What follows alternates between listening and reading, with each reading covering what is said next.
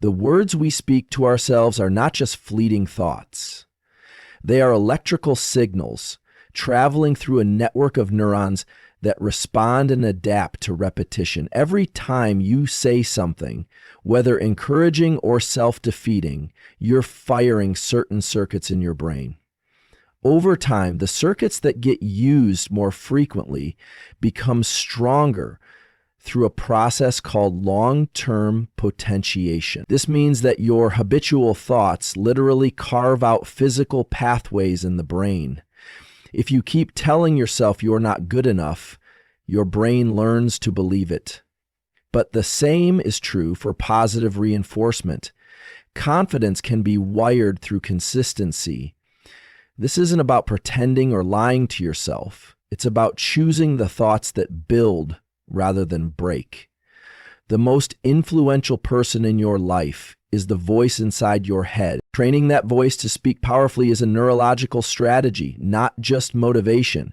When we wake up each morning, the brain is in a highly receptive state, more suggestible, more sensitive to inputs. This state is a byproduct of lower cortical arousal and reduced filtering from the conscious mind, which makes it the perfect time to introduce intentional self-talk.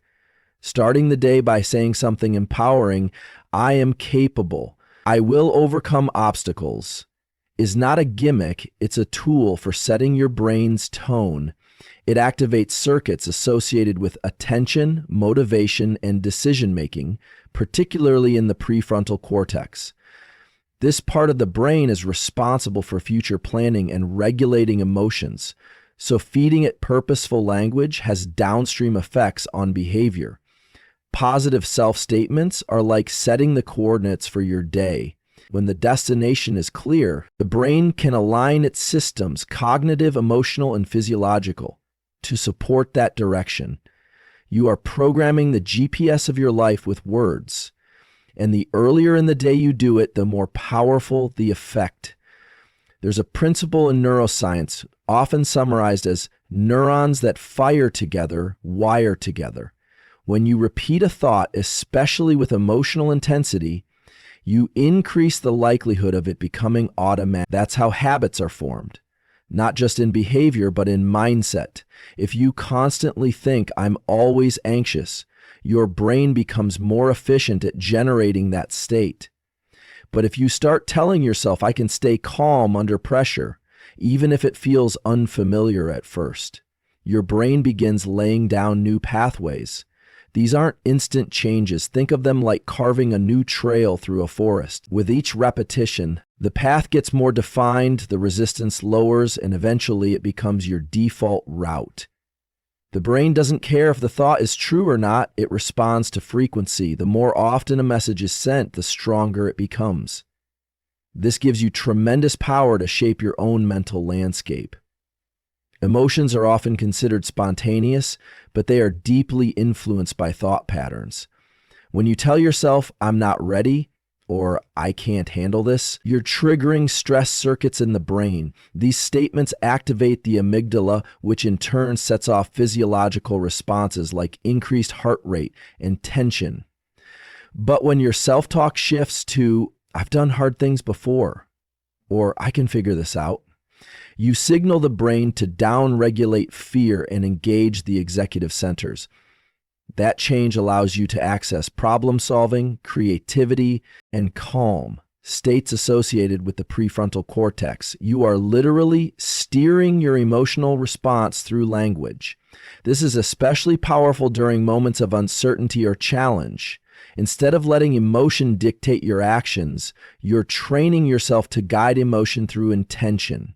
It's like installing an internal override system fueled by the right words at the right time. Language doesn't just describe our reality, it shapes it. The brain uses internal dialogue as a predictive model, meaning it generates expectations based on the words it hears, even from ourselves.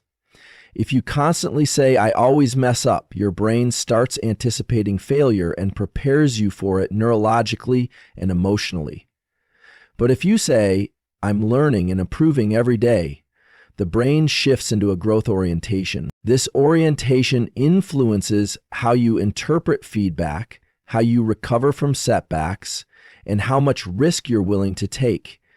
Even the tone of your self-talk, whether harsh or compassionate, can influence your nervous system's balance between stress and resilience.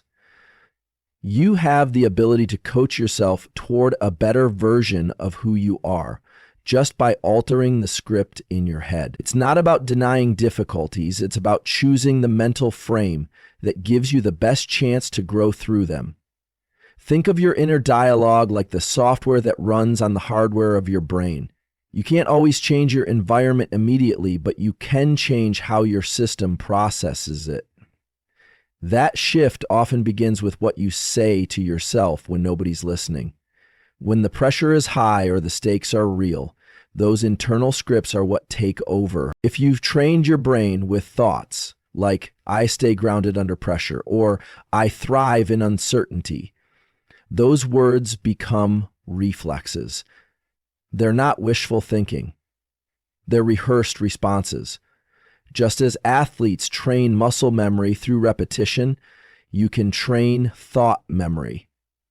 And when that memory is embedded in your neural circuits, it activates automatically, even when your conscious mind is under strain. This is how mental toughness is built, not in dramatic moments, but in quiet repetition of the right messages. Every time you repeat a phrase like, I'm getting better, your brain registers it as a cue for action. It begins to look for evidence that supports that belief, which reinforces the behavior. Over time, your brain becomes a filter that prioritizes signals aligned with your dominant thoughts. This is known as selective attention, and it's a cognitive bias you can harness to your advantage. When your self-talk is empowering, it shapes what you notice, what you remember, and what you're motivated to pursue. This can completely change your trajectory. You're not just repeating affirmations, you're restructuring how your brain scans for meaning and opportunity. It's a feedback loop. Your words shape your perception, and your perception shapes your reality. That's why consistent, intentional self-talk is more than just positive thinking. It's a neurological strategy for transformation. It's important to understand that this process doesn't work if done passively or half-heartedly. The brain responds to intensity and focus, not just frequency. When you speak to yourself with conviction, you engage deeper parts of the brain, including areas responsible for long-term behavior change. Say it like you mean it, because that's when the brain starts taking it seriously. Combining self-talk with visual imagery makes it even more powerful, activating more neural networks simultaneously. For example, saying, I'm strong while imagining yourself calmly overcoming a challenge integrates language, emotion, and visualization. That kind of multimodal input accelerates learning and rewiring. The more real it feels, the more the brain accepts it as possible. So don't just say it, engage with it, embody it, believe it, and the circuits will follow. Ultimately, self-talk is a form of internal leadership. You are leading your own mind toward clarity, resilience, and growth. The mistake many people make is assuming their thoughts are fixed, when in fact they're trainable. Just like you can strengthen a muscle with resistance training, you can strengthen a belief with mental repetition. The brain adapts to what it's exposed to most frequently. That means you have a choice. Feed it thoughts that limit you or thoughts that liberate you. No one else gets to decide what you repeat inside your own mind. Use that space wisely. It's the most valuable real estate you have for building a better life. Let me know if you'd like this turned into a voiceover script, YouTube video narration, or broken into slides for a visual presentation. People often wait to feel confident before they act, believing that emotion must come first. But neuroscience shows that thoughts precede emotion far more often than we realize. The brain processes language, including internal dialogue, before emotional systems fully respond. This means that what you say to yourself actually sets the stage for how you feel. When the mind says, "I'm not good at this," the body prepares for defeat. Heart rate increases, breathing becomes shallow, and anxiety rises. But if the mind says, "This is difficult, but I can learn," the nervous system shifts, the heart calms, focus returns, and the body prepares for action. Thought is the signal, emotion is the response. Repeated often enough, this becomes a cycle that you control. Every thought carries with it a cascade of biological reactions, whether you're conscious of them or not. When you speak internally in terms of possibility, you open cognitive doors and release neurochemicals associated with motivation and reward. This includes dopamine, which drives effort and goal-directed behavior. On the other hand, negative self-talk, like "I always fail," releases cortisol and triggers a stress response. The brain doesn't distinguish between imagined threat and real danger. It simply reacts. That's why managing your thoughts is one of the most powerful forms of emotional regulation. Your internal language determines whether your system goes into fight, flight, or forward motion. It's not about being delusional, it's about taking command of your mental inputs. Because emotions aren't random, they're built on patterns of thinking. In high-stress situations, people often assume their feelings are inevitable and unchangeable. But if you trace the root of those emotions, you'll usually find a thought, an interpretation, or a prediction behind them. "What if I mess this up?" is not an emotion, it's a sentence. But that sentence is powerful enough to trigger fear, hesitation, and paralysis. If, in that moment, you change the thought to, "I'll learn from whatever happens," you engage an entirely different emotional state. The body softens, attention widens, and confidence begins to rise, not because the situation changed, but because your interpretation did. This is the hidden power of internal narrative. You can't always choose your environment, but you can choose your mental frame. And when you choose it wisely, your emotional state follows in alignment. This doesn't mean emotions are invalid or don't have a place. They are critical feedback systems, but they are also highly responsive to the stories we tell ourselves. Just because you feel fear doesn't mean you're in danger. It could mean you've been repeating fear-inducing thoughts. The same is true for sadness, doubt, or insecurity. If you tell yourself, "I'm not where I should be," you're creating an emotional climate of deficiency. But if you shift the thought to, "I'm progressing at my own pace," you generate feelings of peace and resilience. But the underlying situation hasn't changed. Only the lens you're using. That lens filters your entire experience and shapes what the nervous system prepares for. Thought is not a minor influence, it's the architect of emotional reality. Change the architect and you change the structure. There's a part of the brain called the prefrontal cortex that helps you evaluate, plan, and override automatic reactions. Self-talk is one of the fastest ways to engage this area. When you consciously say, "I can handle this," or "let me take a breath and reset," you're recruiting higher order brain regions. These areas then send inhibitory signals to the amygdala, which is responsible for emotional overreaction and fear. This internal communication is what allows you to stay calm in chaos or bounce back from setbacks. It's not luck or personality, it's trained thought. Over time, this pattern becomes your emotional baseline. You become the kind of person who doesn't spiral in stress because you've conditioned your brain to respond differently. And it all starts with simple, deliberate words said often enough to reshape your nervous system. The beauty of this process is that it's available to you at any time. You don't need special tools or external conditions to change your thought-emotion cycle. You need only awareness and practice. The moment you catch yourself spiraling into negative emotion, Pause and ask, what did I just think? Bringing that thought into conscious awareness weakens its grip. Then replace it, not with fake positivity, but with a realistic, empowering statement. For example, instead of "I'm going to fail," say, "I might struggle, but I'll adapt."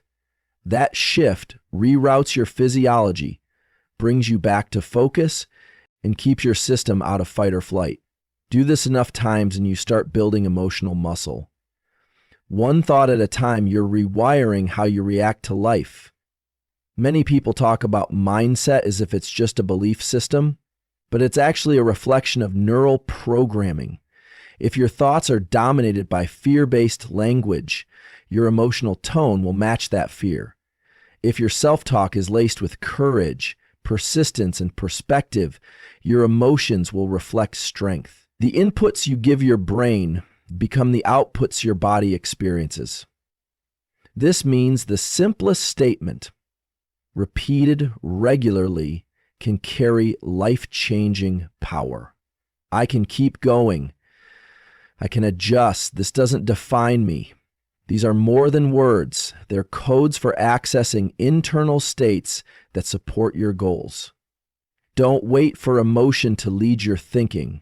Lead with thought, and the emotional response will eventually align. This also explains why people who engage in daily affirmations or mindful self-talk tend to experience greater emotional stability. It's not just because they're positive thinkers. It's because they are using conscious language to regulate subconscious responses.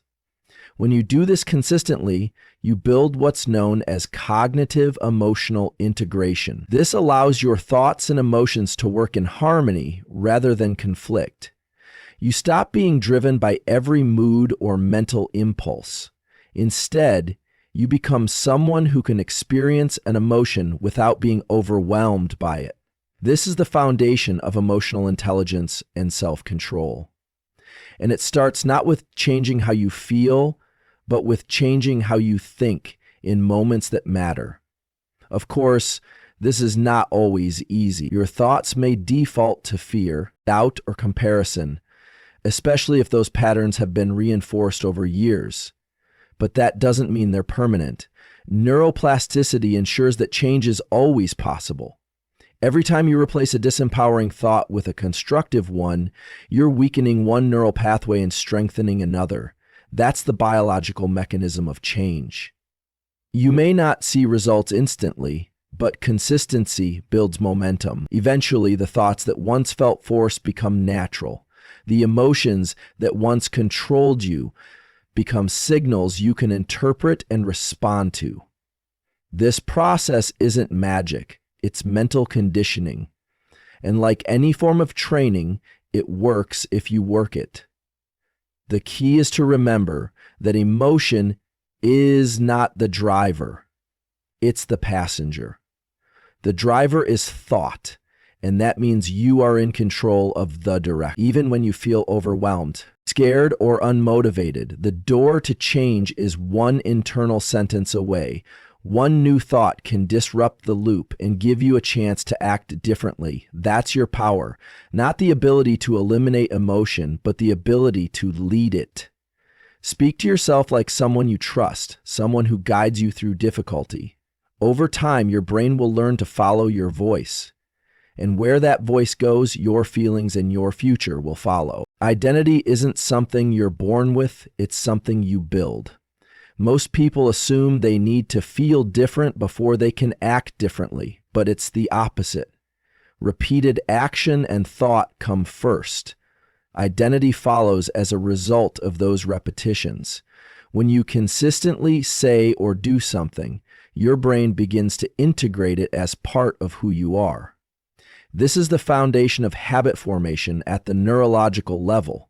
What you repeat becomes what you believe. The mind uses your actions and words as evidence for who you are becoming. If you keep saying, "I'm disciplined," even when it's hard, eventually your brain starts to agree. And once that belief takes root, it begins influencing your choices automatically. You don't need to change everything overnight. You need to start reinforcing the identity you want to live into. Identity is shaped more by repetition than by intensity. The human brain is constantly looking for patterns. It doesn't just record experiences, it tries to make sense of them by connecting them to a bigger picture, often called the self-experience. This internal model of who you are is not fixed. It's updated based on new information, especially information that's repeated. Every time you tell yourself something, positive or negative, you're feeding data into that system. I'm a procrastinator reinforces one kind of identity.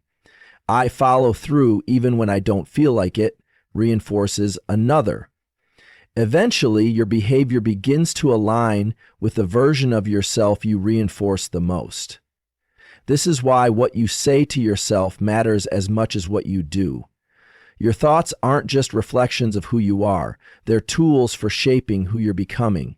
Use them with intention, and you'll start to feel the shift. The brain is most receptive to identity shifts during periods of heightened attention and emotion. That means when you're frustrated, tired, or pushing through resistance, your self-talk carries even more weight. Saying, "I never give up," when it's easy doesn't carry the same neurological impact as saying it when you're tempted to quit. These high-friction moments are prime opportunities for rewiring. When you make the choice to repeat your desired identity under pressure, your brain tags that moment as meaningful. These tagged moments help solidify the neural pathways that support your new self-image. The more you reinforce that identity in emotionally charged moments, the faster it becomes automatic. Eventually, your brain no longer sees persistence or discipline as effort. It sees them as norm. Identity isn't built by perfection. By choosing consistency when it matters most, many people think motivation comes before action, but action, especially repeated action, is what creates sustainable motivation. Motivation is a chemical response heavily influenced by your beliefs about your own identity. If you identify as someone who always follows through, your brain releases dopamine in anticipation of completing tasks. That small hit of reward strengthens your behavior and motivates future effort. On the other hand, if your identity is rooted in inconsistency, the brain anticipates failure and holds back its reward systems. This shows how identity not only shapes how we feel, but also how we perform. Repeating empowering phrases like, "I keep my promises to myself," teaches your brain to expect success. And the brain, always looking for efficiency, will start reinforcing the habits that align with that expectation. You become who you believe you are. Belief reinforced by behavior, behavior reinforced by belief. You don't have to convince yourself that you are already the person you want to be. What matters is acting like that person consistently, even in small ways. The brain learns through behavior. Each repetition strengthens the association between action and identity. Saying, "I'm someone who takes care of my health," while going for a 5-minute walk is more effective than waiting to feel like an athlete. Repetition builds familiarity, and familiarity becomes comfort. Eventually, the behavior becomes a reflection of the self. This is how transformation happens, not through big declarations, but through daily demonstrations. Identity isn't something you earn after you've reached the goal. It's something you build on the way there. Each time you act in alignment with your desired identity, you're casting a vote for the person you want to become. Language plays a central role in this process. Your self-talk isn't just commentary, it's instruction. The brain treats frequently used language as signals for what to prioritize and what to automate. If you constantly say, "I'm bad with focus," your brain will begin to conserve energy in tasks that require focus because it doesn't expect success. But if you say, "I'm getting better at focusing," even if it's not fully true yet, your brain receives a directive to improve those pathways. This doesn't mean you ignore reality. It means you speak in a way that supports growth. Over time, your language trains your identity, and your identity shapes your behavior. The most powerful changes begin with the smallest words, repeated with consistency. These words aren't magic, but they activate the mechanisms of change already built into your brain. Every time you do something that aligns with a higher version of yourself, it leaves a cognitive imprint. These imprints add up, forming a mental image of who you are becoming. If you consistently follow through on your goals, even in tiny ways, you build a self-image based on reliability. That image becomes self-reinforcing. The more you see yourself as capable, the more likely you are to take on challenges. This feedback loop is not just psychological, it's neural. The pathways related to effort, reward, and identity become more connected. The result is that change becomes easier, not harder over time. This is why consistency is more important than intensity. Big efforts followed by long gaps don't leave enough of an imprint, but small daily actions paired with intentional self-talk reshape your self-image from the inside out. There's a common misconception that identity change is dramatic, when in reality it's subtle and cumulative. You won't always feel different day to day, but if you stay consistent with your thoughts and behaviors, your baseline slowly shifts.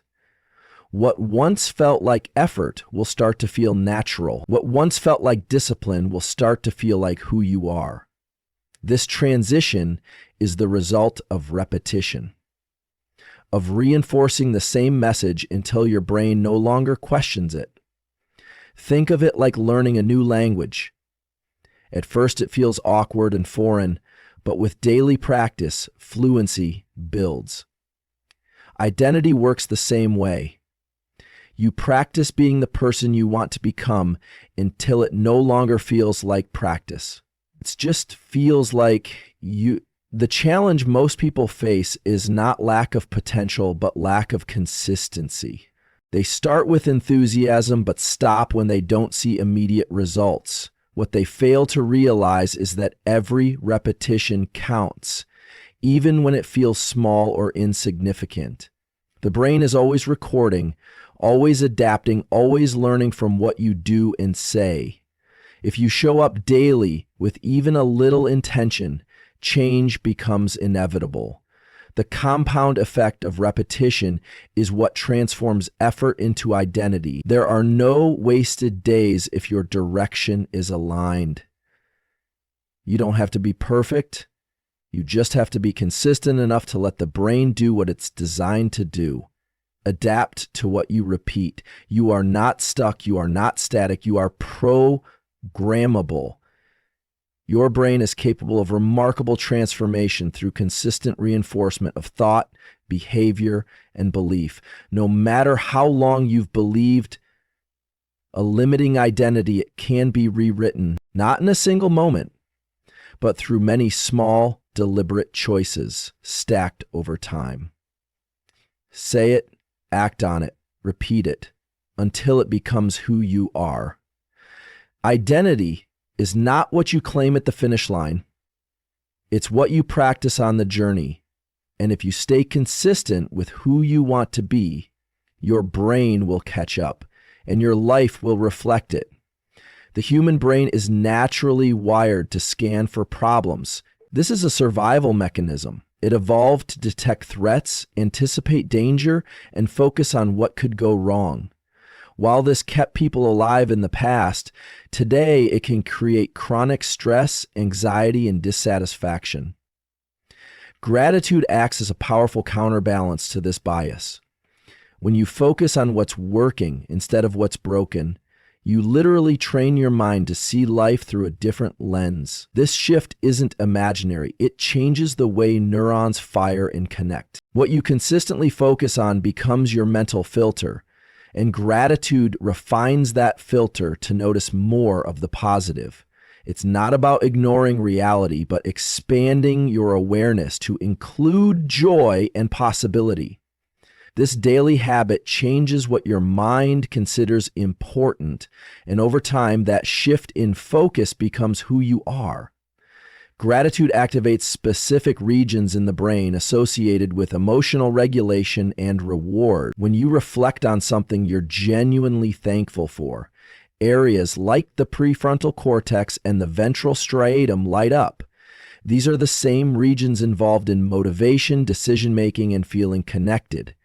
Gratitude increases dopamine and serotonin, two neurotransmitters responsible for feelings of well-being. It also reduces levels of cortisol, the primary stress hormone. This means a few minutes of intentional gratitude each day can lead to long-term changes in how you respond to challenges. Instead of reacting with frustration, you start responding with balance. Instead of spiraling in negativity, you anchor yourself in perspective.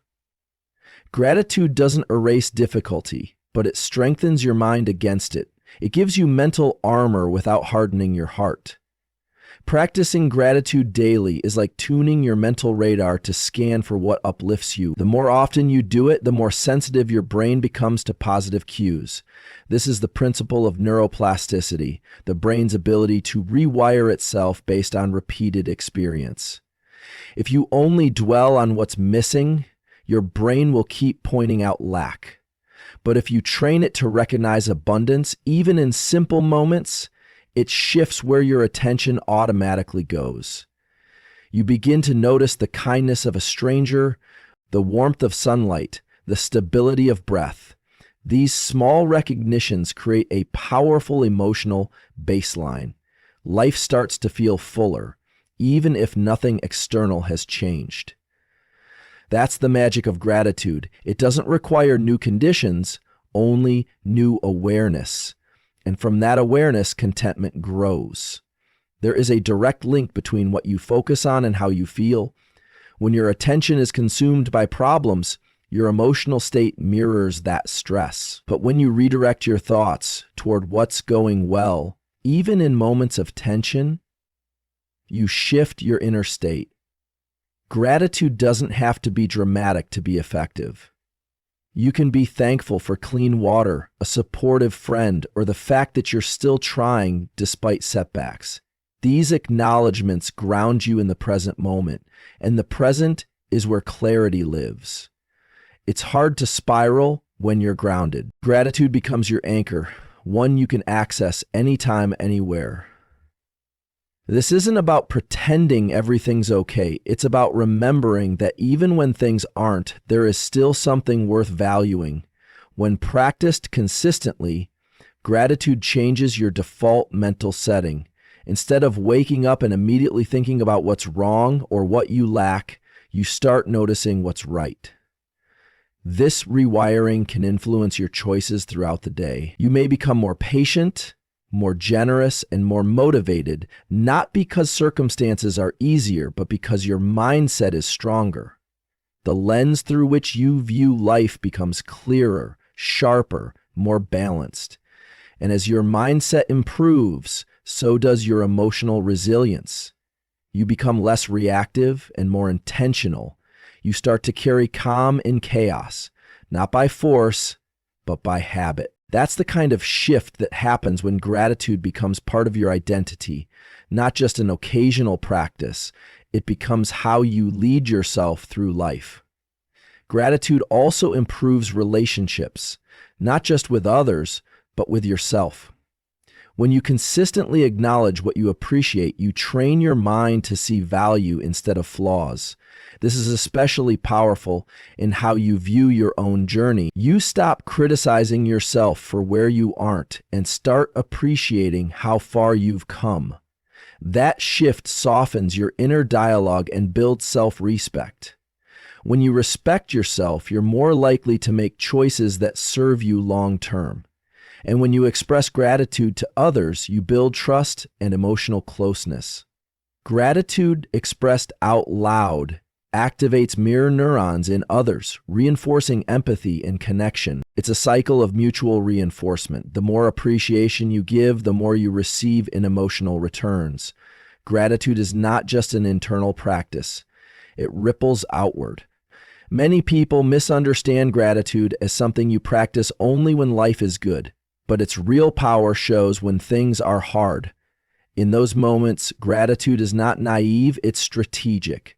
It pulls your mind out of survival mode and reminds you that not everything is broken. This is how you create hope in dark seasons, by spotlighting what remains steady when everything else feels uncertain. That shift in perspective doesn't solve every problem, but it strengthens your capacity to face them. It helps you access solutions with a clearer mind and a steadier heart. Gratitude doesn't mean ignoring pain. It means holding space for progress even within pain. It's a powerful form of mental endurance, and with practice, it becomes second nature. You don't need a journal or a routine to start practicing gratitude, though both can help. All you need is intention and consistency. You can speak it out loud in the morning, "I'm grateful for this breath." Or at night, quietly reflect on 3 things that brought light into your day. The simpler, the better. What matters most is repetition. The more often you anchor your awareness and appreciation, the more automatic it becomes. And the more automatic it becomes, the more your perception of life changes, not in a fake way, but in a deeply wired one. This practice turns gratitude into a skill, and like any skill, it improves the more you use it. Eventually, gratitude becomes not something you do, but how you live.